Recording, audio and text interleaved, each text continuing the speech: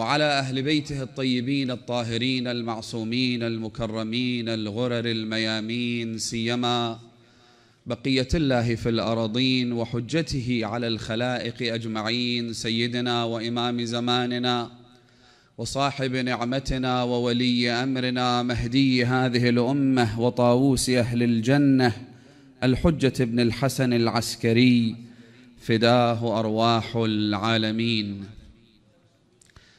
There is undoubtedly a universal obsession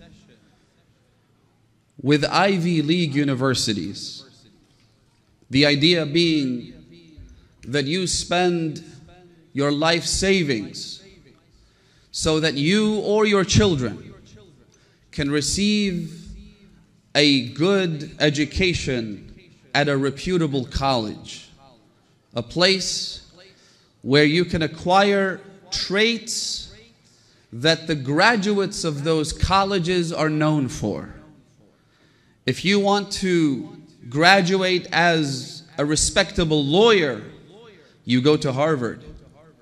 If you want to graduate as a great doctor, you go to Yale, and so on and so forth. Tonight, brothers and sisters, we are all standing at the gate of a university, a school, the alumnus of which are some of the greatest heroes humankind has ever seen. A person who raised children such that for as long as man is man, they will forever be admired as the great superhuman meta-historical paragons of the greatest virtues known to mankind. We are here to be inspired and blessed and to be illuminated by Ummul Baneen, a woman who gave birth to 4 children, each of whom sends shivers down our spines when we remember them. When we talk about Abbas, brothers and sisters, we're talking about someone whose perseverance was such that when he was offered the chance to live and escape with his brothers, save himself. You know, you and I have not really found ourselves in a juncture where you're between life and death. Because if you ever do find yourself at that juncture, then every single person will choose life over death. Unless, of course, there is something greater that pulls you towards what comes after death. When he was offered the chance to continue to live, his response was as heroic as every strike of his sword on the day of Ashura. He said, لَعَنَكَ اللَّهُ وَلَعَنَ أَمَانَكَ. May God curse you, expel you from His mercy, from the domain of His compassion, as well as this paper that you're presenting to me that supposedly is here to save my life. This is Abbas, the son of Ummul Baneen.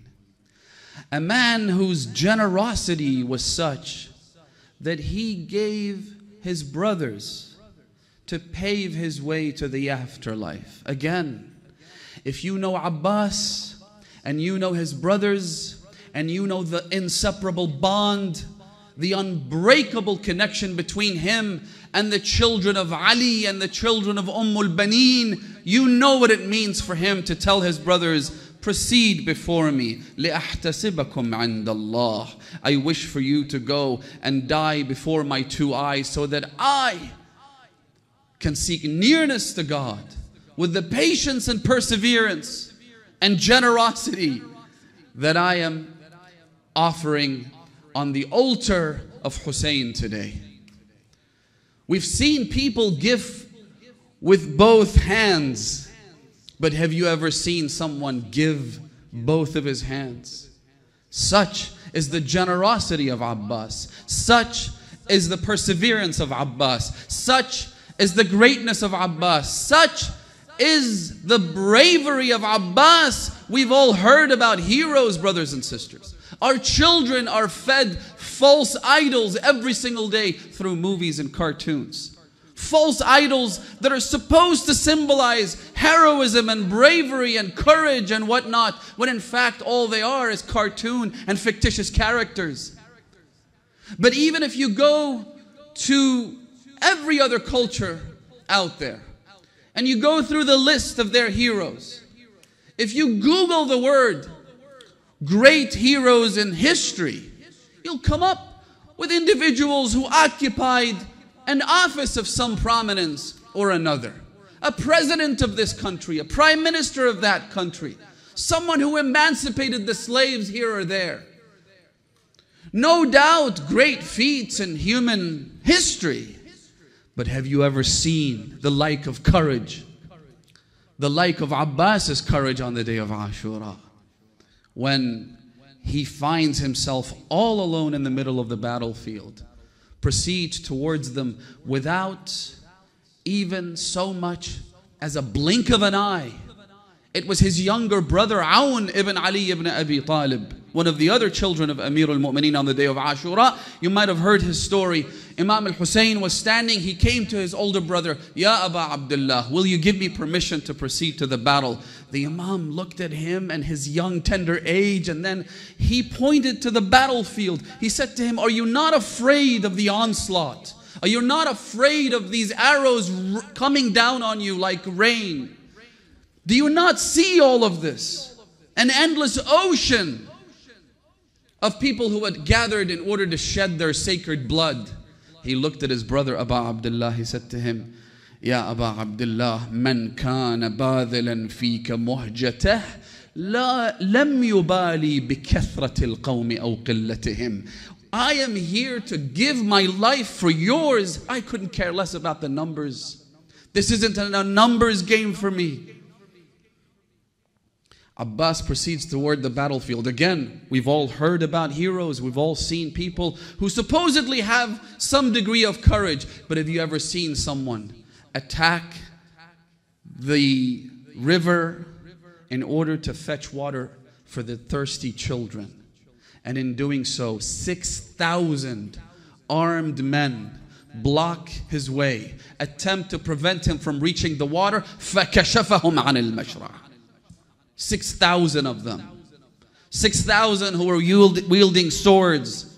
6,000 who were throwing arrows. 6,000 who were shooting rocks in his direction. That is the courage of Abbas that was breastfed to him by his mother Ummul Baneen. Brothers and sisters, here's the question. The question is, how did Abbas and his brothers acquire these traits? Part of it undoubtedly has to do with his genetic makeup.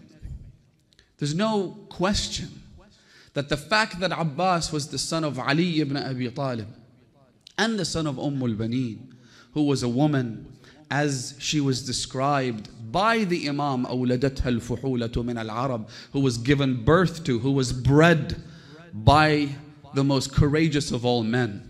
There's no doubt that played a big role in shaping the personality of Abbas, which is why when you visit his sacred mausoleum in Karbala, you address him by saying, Assalamu alayka ya ibn awwal al-qawmi islama wa aqwamihim imana wa ahrasihim bideenillah. I send my peace and blessings and salutations upon you, O son of the first to embrace Islam. Why? Why that trait? Of all the grand traits of Amir al-Mu'mineen, why address him in that manner? The reason is what you're actually saying is your father was the one who, against all odds and in the face of all the threats, embraced the message of Rasulullah, sacrificed everything in his possession in order to protect the Prophet and the message. And so it is no wonder that you would inherit those traits from him, and you would stand with your brother Hussein, with the son of Rasulullah, on the day of Ashura. You are truly worthy of that, given who your father is. That's what you're saying. And so part of it is, without a doubt, the genetic makeup, the natural element to the grandeur of Abbas. But part of it also has to do with the hard work and tireless labor of Ummul Baneen. It's how she raised Abbas and his 3 siblings. It's the fact that with every bite she put in his mouth, she fed him the love of Hassan and Hussein and loyalty to the Imam of his time. And that, brothers and sisters, is the aspect of the life of Ummul Baneen that we need to be focused on. Unfortunately, our sisters, women in this world in general, not just Muslim sisters, are fed this lie, the deception, that in order for you to matter, in order for you to be worth something, you need to flaunt yourself. You need to flaunt your beauty. You need to expose and reveal as much skin as possible. You need to make it to the cover of Vogue magazine. That's what when you call your mom and say, "Mom, I made it." That lie which has been fed into our brains, not just into the sisters, but also the brothers, is the one that is broken and revealed to be a deception by the likes of Ummul Baneen. A woman whose only appearance in history, at least in recorded history, is on 2 occasions. One, when she is paraded to her new home, when she marries Amirul Mu'mineen.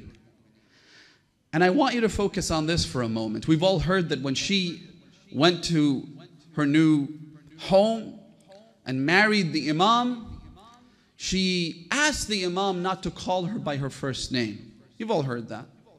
Her first name, of course, is Fatima, min Bani Kilab, Al-Kilabiyya.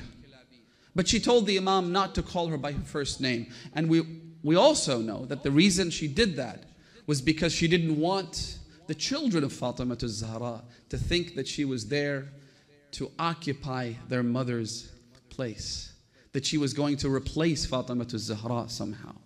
She didn't want to see the look on their eyes when she was called Fatima just as their mother was. And so she says to the Imam, "Change my name, call me something else. Call me Ummul Baneen," the most generic name you can think of, the mother of the children.